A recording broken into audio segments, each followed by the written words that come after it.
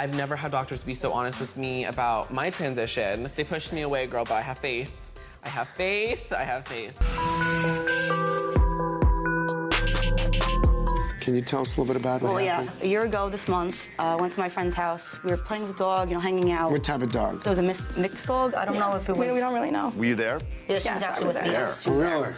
Yes. I just remember literally picking up something from the floor, and then I remember just being in the ER. So you blacked out? I don't remember anything. Do you remember it? Yeah, I was in the bathroom when the bite actually happened. So I go out there, and my friend's face is missing. So I started flipping out, like, call 911.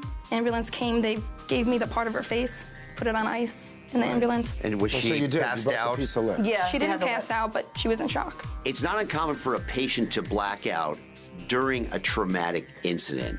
It's kind of the brain's way of protecting itself. So then at that point, you went to the emergency room, and did they take the piece of lip? Yeah, I gave it to a nurse. And what happened? Did they try to put that back? They had it on ice, and the surgeon tried to replace it, but there was so much tissue damage and nerve damage that he couldn't. Oh, so he did try putting the piece. Yeah, it was dead. It was dead tissue. Okay.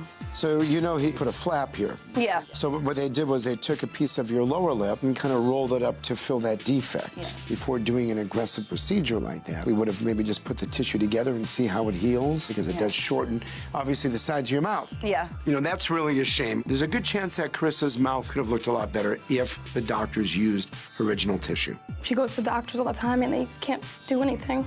Is that what you've been told? Use her like literally the last hope for her. It's really hard. It's like, I'm so young, and I don't want to look like this the rest of my life. I don't. I can't really even begin to express how I feel, because it's just been a very long journey for me. I think the next thing that we need to do is go straight to the exam room. Okay. At this point, I really don't know if I'm going to be able to help Carissa. I just hope that her doctor has not done irreversible damage. My name's Trevor, and my ears hang low and they wobble to and fro. As a kid, I was really happy. When I was in middle school, I decided to get my ear pierced. When I first got my ear pierced, my mom was actually the one that took me to do it. I loved my piercing.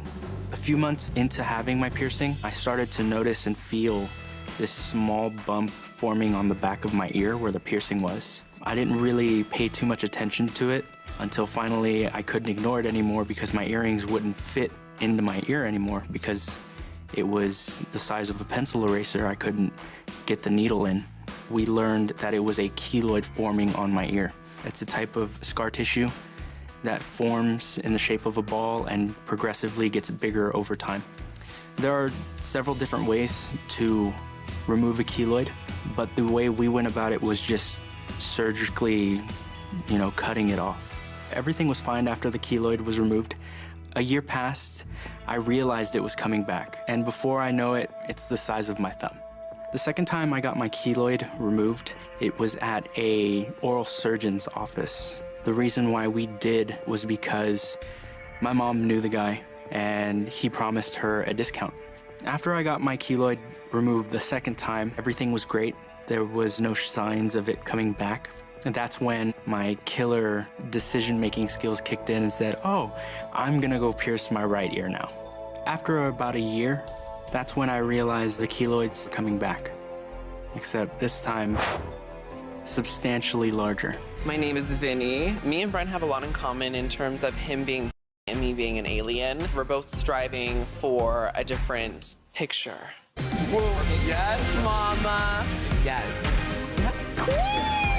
Dr. Nassif and Dr. Dubrow gave me some advice to stay more natural with my nose. My perfect nose starts out thick from the nasal bridge and comes kind of more down to a point almost. What you want to have happen, it's potentially dangerous, and it won't actually work. I will definitely say that I've taken more of a extraterrestrial on Earth kind of look, but always being galaxy realness.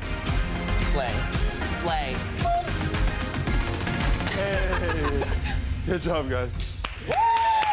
Yes! Hi, baby. Oh, my God. So glad you came. What is this? Just a little moment for you. Thank you, baby. Of course. Show's gonna kill. Okay, you're coming, right? Oh my God, of course. I'm bringing everyone I know. Okay. And we have news. We started wedding planning.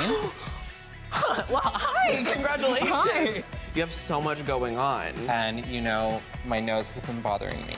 So I'm going to Dr. Dubrow and Dr. Nassif. We've talked about this several times. Yes. But what exactly did you want done to your nose? Okay, I want the bridge more defined. Okay. I want it sharper. Keep in mind, he's already had one. I know. I've had about my nose worked on about 5 times, so I got you. You have to do it until it's perfect. right for you. Since you last saw me, I have had my cheeks, my brow bone, my lips, just, you know, the normal alien maintenance. You are in such good hands. I've never had doctors be so honest with me about my transition to become an alien. They pushed me away, girl, but I have faith. I have faith. I have faith. I'm so excited.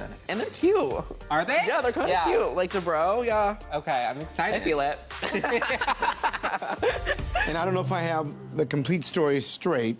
Were you riding a moped or a motorcycle? It was one of the little moped things. I had a fever, so I was going to the pharmacy to get medicine. As I was driving, I sort of passed out. I drove into a steel fence. I woke up, blood was gushing out. I figured out, crap, I've had an accident. There wasn't a plastic surgeon in the hospital, so just a normal doctor stitched it up. So it was an emergency room doctor, really, right? Yes. The emergency room physician was more interested in saving George's life than making his forehead look as cosmetically acceptable as possible. And that's where he should be. When the scab fell off, that's when I realized there's a gap in between my eyebrows, that I have 3 eyebrows, and that this half of the eyebrow is halfway up in the middle of my forehead. You had this 3 years ago. Out of curiosity, how come you haven't had this fixed yet? Well, the doctor said for the first year I can't touch it until it heals 100%. And my daughter's 1. I want to fix it before she gets older. So she says, Dad, what happened to your eyebrow? Yes, exactly. She still sort of points to it and touches it. So why don't we go to the exam room and take a look? Beautiful. Sounds good. Thank you. It's one thing to have an abnormality that you can hide with your clothes, but when you have it in the middle of your face, you can't hide it. I just hope that we can help him. Let's take a peek. Lower your chin for us. So this scar, so you have a big scar. This actually is not bad here, but you have that big scar right in the center. Yeah. So your tissue is a little tight. Yes. To me, what I think is gonna be the safest way to go, just so that we have absolutely no tension anywhere, is to put something called the tissue expander in your forehead. So what we would do, the first stage, is most likely make an incision up here and lift up the tissue to create a pocket for this tissue expander. Put it down right in this area, and there'll be what we call a little port, a port that we can fill it, a syringe. Okay. It'll be underneath the skin. Yes. And then we're gonna come back, you know, every week or 2 weeks and fill it up for you. How big do you think it will get eventually? Like the size of a tennis probably, ball? Or? Maybe a little bit bigger than a tennis ball. But something kind of like that. My immediate thoughts of having a tennis ball sized tissue expander in the middle of my forehead is a bit embarrassing. But at this point, I'm willing to do whatever I need to do to get the best results possible.